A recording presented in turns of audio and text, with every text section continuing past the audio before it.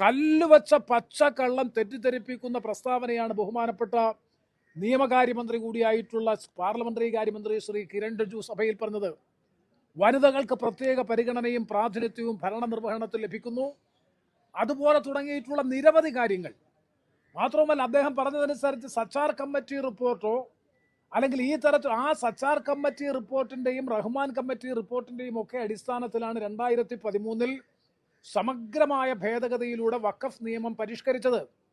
ആ പരിഷ്കരിച്ച നിയമം നിലനിൽക്കുമ്പോൾ 2024 ആകുമ്പോൾ റഹ്മാൻ കമ്മിറ്റിയുടെയും സച്ചാർ കമ്മിറ്റി റിപ്പോർട്ടിന്റെയും അടിസ്ഥാനത്തിൽ നിയമം കൂടുതൽ പരിഷ്കരിക്കേണ്ടതായിട്ടുണ്ട് എന്ന വാദവുമായി മുന്നോട്ട് വരുന്നത് തന്നെ എത്ര ബാലിശമാണ്.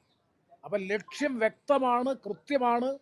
മുസ്ലിം സമൂഹത്തെ ലക്ഷ്യം വെച്ചുകൊണ്ട് നടത്തുന്ന പ്രവർത്തനങ്ങളിലൂടെ അവരുടെ അവകാശങ്ങൾ കവർന്നെടുക്കുന്നതിലൂടെ ഭൂരിപക്ഷ സമുദായത്തിൻ്റെ പിന്തുണ കൺസോളിഡേഷൻ ആർജിക്കുക എന്ന കൃത്യമായ രാഷ്ട്രീയ ലക്ഷ്യം മുൻനിർത്തിക്കൊണ്ടാണ് BJP ഇത്തരത്തിലൊരു നിയമനിർമ്മാണവുമായി മുന്നോട്ട് വന്നിട്ടുള്ളത് എന്ന കാര്യത്തിൽ ഒരു സംശയവും വേണ്ട.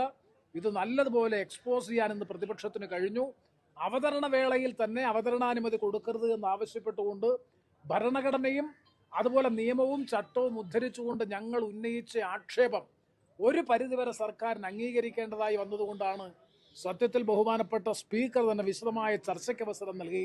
ചർച്ചയ്ക്കൊടുവിൽ സംയുക്ത പാർലമെന്ററി സമിതിയെ കൂടുതൽ വിശദമായ പരിശോധനയ്ക്കായി നിയോഗിക്കാൻ തീരുമാനിച്ചത് പ്രതിപക്ഷം സഭയിൽ നടത്തിയ പോരാട്ടത്തിന് ലഭിച്ച വിജയമാണ് എന്നാണ് അഭിമാനബോധത്തോടു കൂടി ഞങ്ങൾക്ക് അവകാശപ്പെടാൻ കഴിയുക.